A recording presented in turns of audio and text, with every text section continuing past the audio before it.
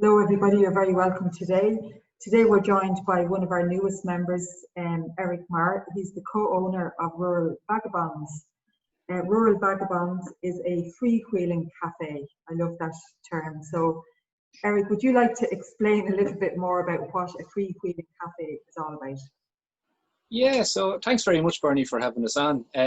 What we are is myself and a friend, we were traveling in New Zealand at the time, and we were kind of looking at the Irish market and what was available at the time for people commuting to and from work.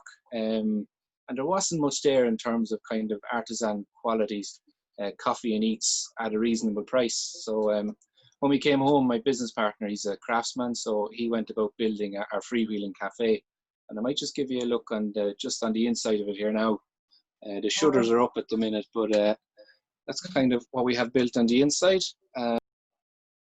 That's your shutter.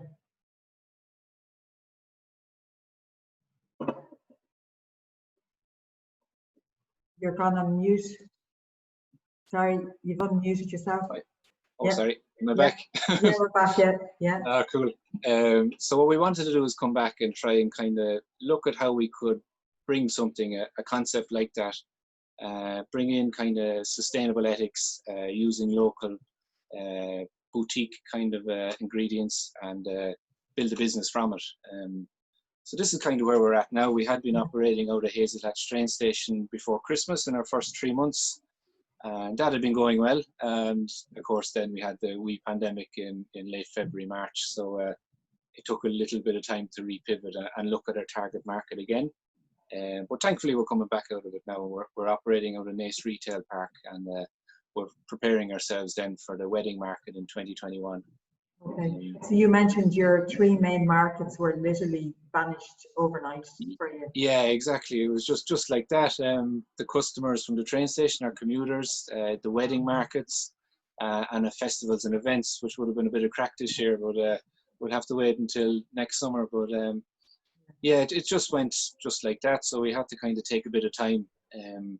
And in a way, it was a good chance to reassess where we had gone in terms of like our sustainability ethos, our local ethos, see what we've been doing right and where we could do a little bit more, and what we could add to our kind of venture as well, in terms of kind of, with Connor kind of getting in and kind of adding some more kind of bespoke and upcycled things as well. Like, for example, he's done a really good kind of foldable table, but he's used a fence, wood timber from a fence. Like the actual unit itself is mostly upcycled. The worktops and stuff came from old kind of renovation projects and stuff. So it was a good chance to catch up. But we were quite lucky. The pub payment kind of was took the worry and stress out of it as well. Yeah, absolutely. And in terms of other support, you said you've got the online trading voucher and the continuity voucher. Yeah. So they've been huge boosts, and we did regret not having the website up and running before this, but it's given us a chance to really think about what we want on it. So that's coming together at the moment, and the business continuity voucher, we were lucky enough to have Claire Jordan then step in as an advisor and kind of help us in a during the COVID problem, and then after it hopefully as well. So it's brilliant. Yeah, it's great to hear that the supports for someone like yourself have been invaluable, really. You know, our company only new, a brand new startup.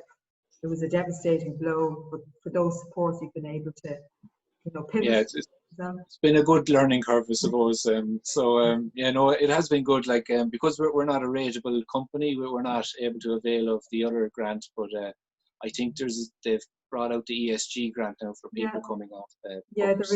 There's a few things. We're having a webinar tomorrow morning, so if you're that's right, yeah, that would be really helpful. We will record it anyway, but if you have any questions in advance, send them in to me. So in terms of opportunities then during COVID, you've identified obviously online has been one of them, and your new location came about, I suppose, because you saw what markets weren't affected. Yeah, exactly. We kind of we kind of saw that the likes of Choice, Jisk, and B&Q, who's beside us, we realised that they would probably remain open, and because we're in the open as well, we're quite a safe option in terms of health and safety procedures with coronavirus and stuff. So yeah, it's a nice place to pivot into and do it safely as well. Yeah, We so had looked at kind of... That's in the Naas Retail Park, is that what you said? Yeah. That's the one, Naas Retail Park, exactly. At the start of it, we had kind of considered scenic areas, but we just weren't comfortable opening up when we didn't see ourselves as a particularly essential service. And the unknown as well. We just didn't know what was going to happen. So, but we're confident now, and we know what we're doing, and we're just kind of, we've got the systems in place to kind of work safely and stuff. Although wearing a mask 4 or 5 hours a day is quite trying, but I'm getting used to it, and it's quite stylish as well. So I'm sure it's a new fashion trend. Sitting by your hat, I'm sure it's very stylish. That's it. Yeah, it needs to be canvas or something, but. Yeah, no. So, you were saying you're really, you know, you want to follow through on your sustainability values in terms of the coffee that you supply. Yeah, that's right too. So, like, in terms of the coffee, we had to make sure we wanted to go with a really good quality kind of bean, Arabica bean. But so we had 2 options, and we've got Tony Byrne and Grape and Bean on the Portlaoise Road, who's been a great support. We use his coffee for. We use his coffee for events and weddings and stuff. And then our weekday coffee is Mai Coffee Roasters. And that's the first fair chain coffee in the country. And the idea is that you can trace it back from the farmer to the cup of coffee itself. And the coffee is roasted in Africa as well, which means there's more money in the African economy before it comes to Ireland. Okay. I just like the ethics of the guys behind it. They're just trying to raise the living wage for farmers in these countries. And it's not aid. They're concentrating on trade and kind of building a business through these guys. So, and it's nice as well. I drink about 3 or 4 cups of coffee a day, so I kind of want something decent. Well, I've tasted your coffee in Hazel Hatch one day, and it's very nice. And I'm looking at very nice confectionery there to the right of the camera. Nice. This here, is it? Yeah. They look very nice. Yeah. Oh, yeah. This is from the Flower Witch in Stradley and Timahoe. No, I'm looking at the buns behind it. Oh, very good. Yeah.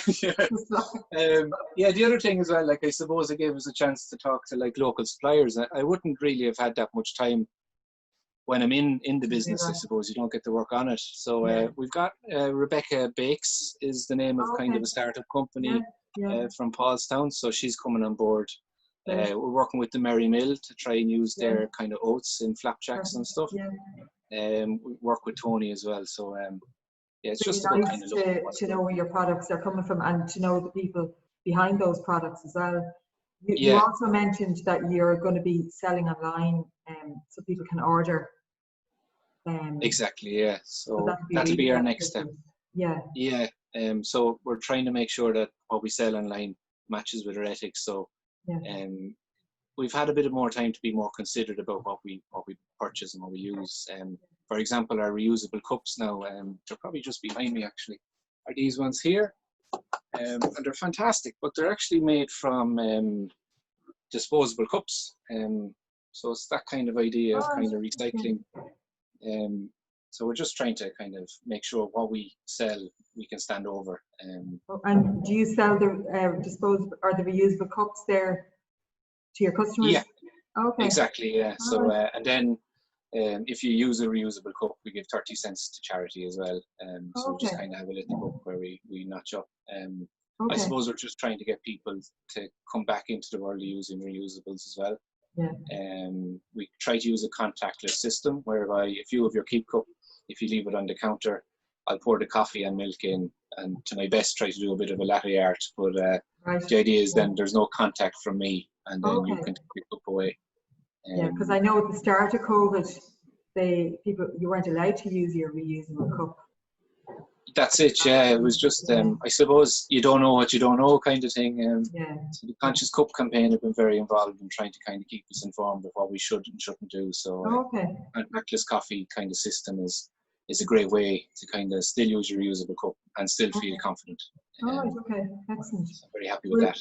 It's great to hear that you're optimistic as well, I'd imagine, about the future, because you've had all this time to kind of remodel your business pretty early on, which is quite beneficial in a weird way, I suppose. Yeah, terms of hopefully it has long-term output. But I remember when you were saying before, now more than ever, we need kind of the chamber, and that's very true in terms of needing a community of the people around you. Like, what's been great is that there's always been somebody ask for help or someone to go to, and that's been a huge help. And I probably should be giving more time to that as well. So, well, look, I suppose in terms of networking, we're not having any one-to-one or face networking meetings, but we may in time reintroduce those in some way.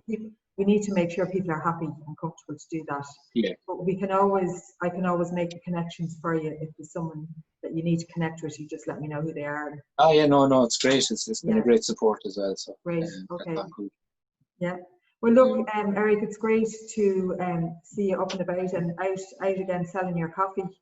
And certainly the next time in Naas, I'll call in and again, we're here to help at any point. And looking forward to meeting you at our next network event. That's great stuff. Yeah, looking forward to it now, Bernie. Thanks very much for the call. Cheers. Thank you. Have a good one. Bye-bye.